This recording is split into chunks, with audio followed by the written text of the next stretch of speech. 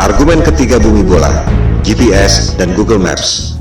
GPS adalah Global Positioning System untuk mengetahui di mana posisi orang atau tempat tertentu di lokasi manapun di dunia. Disebutkan bahwa orang yang ada di ujung barat tak dapat mengirim sinyal wireless ke orang yang ada di ujung timur karena terkena lengkungan bumi. GPS pada mobile phone kita, juga pada aplikasi Uber, Gojek, dan lain-lain, menggunakan berbagai aplikasi yang sudah ada. Yang paling umum adalah Google Maps. Jika ada orang mengatakan bahwa GPS Anda sebenarnya tidak menggunakan satelit, apakah Anda percaya? Kita tak perlu ngarang atau debat kusir. Mari kita dengar sendiri apa yang dikatakan oleh Google tentang Google Maps. Google Maps for mobile has solved this problem with a new beta feature called My Location. Instead of you telling Google your location, Google displays your location on the map with a click of a button, and it doesn't require GPS. Dengar sendiri kan? Ternyata My Location pada Google tidak menggunakan GPS, tidak menggunakan satelit. Ini adalah penjelasan resmi dari Google.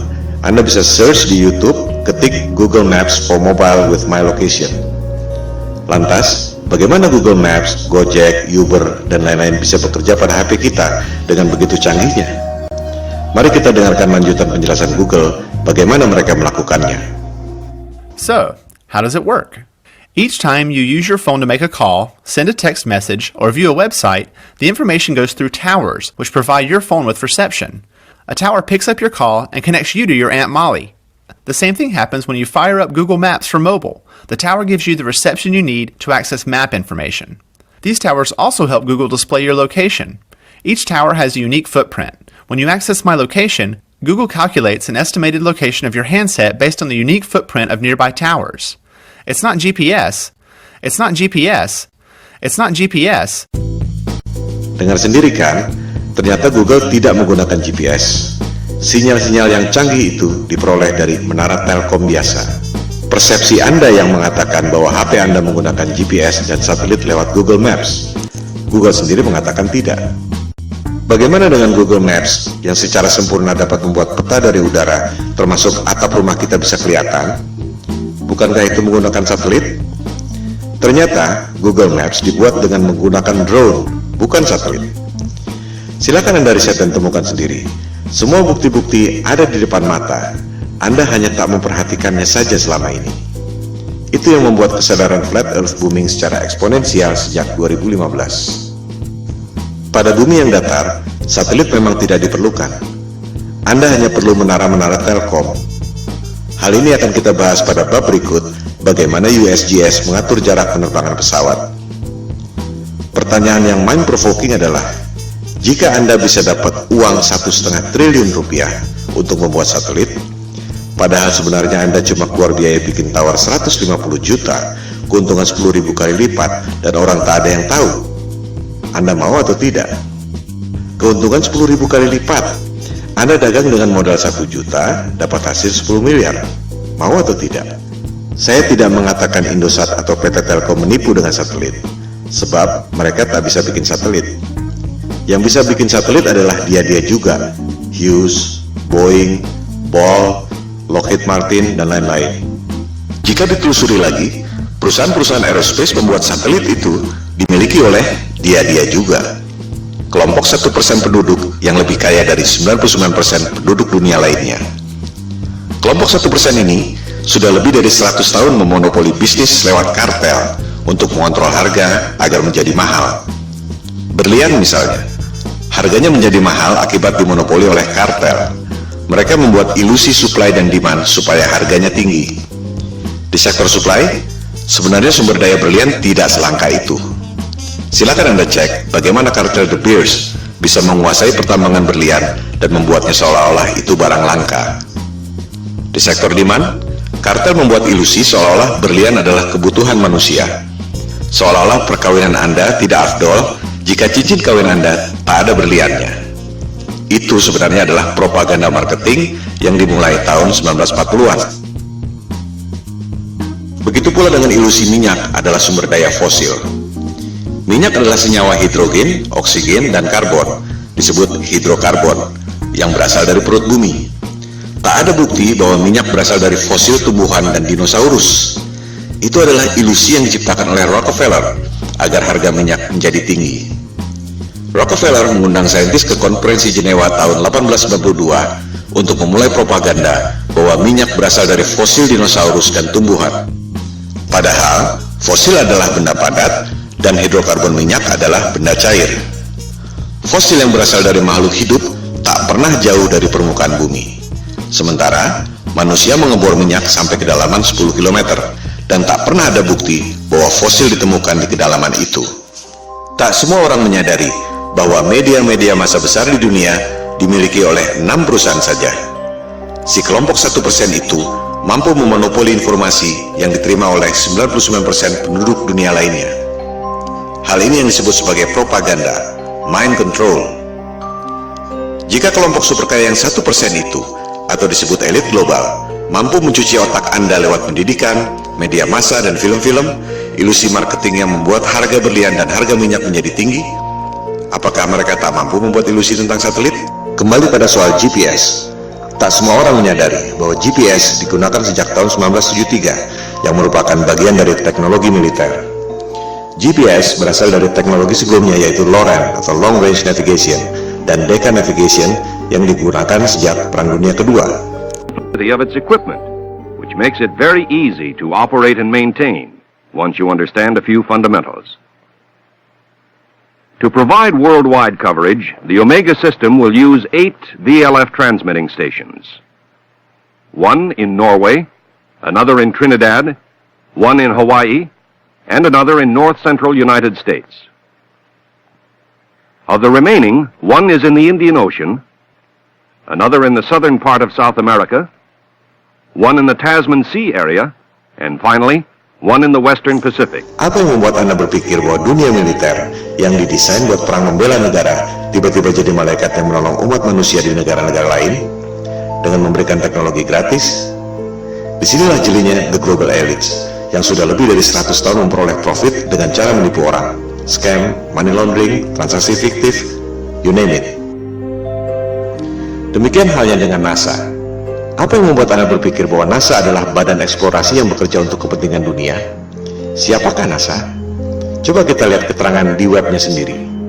Jelas ditulis di situ bahwa tujuan pembentukan NASA tahun 1958 adalah berkaitan dengan Perang Dingin, di mana Rusia berhasil meluncurkan Sputnik tahun 1957. Majalah Times menjelaskannya lebih gamblang. Judulnya, Alasan yang Menyedihkan Tapi Familiar tentang Pembentukan NASA. Disebutkan, tujuannya sangat membumi, yaitu office politics, bukan untuk kepentingan umat manusia di dunia. Budget NASA 2016 adalah 19,3 miliar dolar atau sekitar 256 triliun per tahun. Hasilnya, kebanyakan adalah propaganda CGI. Motivasinya, ada 256 triliun motivasi di situ. Bisnis adalah bisnis, di mana ada peluang, pasti banyak kepentingan. Bukan hanya pegawai-pegawainya, tapi juga kontraktor-kontraktor besarnya. Roket memang diluncurkan, tapi jika diperhatikan, arahnya tak pernah lurus ke atas, selalu melengkung dan akhirnya horizontal. Karena memang tak pernah lewat dari low Earth orbit, sekitar 500 km dari permukaan bumi. Seperti yang dikatakan Times tadi, tujuan pendirian NASA sangat membumi, yaitu office politics. Pertanyaannya, untuk politik dan kepentingan siapa? Seperti yang telah disebutkan di awal, persoalan flat earth ini bukan debat kusir, bukan omong kosong, bukan adu ego, bukan adu pintar, melainkan ada hal lain yang lebih fundamental yang sangat berhubungan dengan kehidupan kita. Pada pembahasan selanjutnya, di video-video berikutnya, kita akan membahas hal ini. Ilusi bumi berbentuk globe memang sengaja dibuat oleh para globalis atau biasa disebut elit global. Mereka lah yang membuat berbagai krisis, perang, termasuk menjauhkan manusia dengan ketuhanan lewat dogma-dogma sains modern dan ilusi bumi globe. Kita sebenarnya tak perlu bayar biaya telekomunikasi mahal-mahal, tak perlu bayar listrik mahal-mahal, tak perlu bayar bensin mahal-mahal. Teknologinya sudah ada dari tahun 1898, dibuat oleh manusia paling jenius yang pernah lahir di muka bumi, yaitu Nikola Tesla.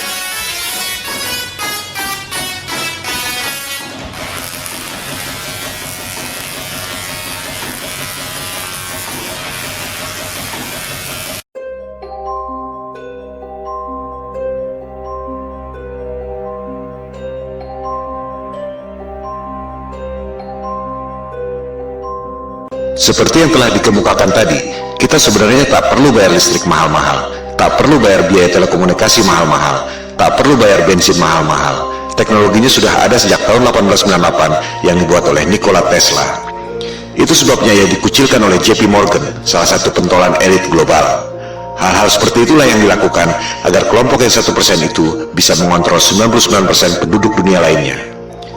Berbagai manipulasi dan propaganda mind control dilakukan, seperti membuat ilusi supply dan demand, ilusi satelit, ilusi GPS, ilusi bumi berbentuk globe, ilusi bahwa mereka adalah kelompok adidaya yang sudah mampu melakukan eksplorasi ruang angkasa.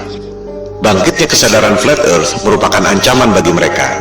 Oleh sebab itulah pemaparan ini diberi judul Konspirasi Bumi Datar. We don't have time for a meeting of the Flat Earth Society.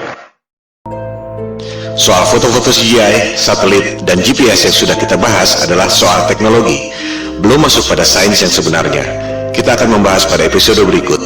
Sementara ini, kita tutup argumen GPS dan Google Maps dengan fakta bahwa Google Maps dan GPS tidak menggunakan satelit, melainkan menggunakan menara telkom biasa.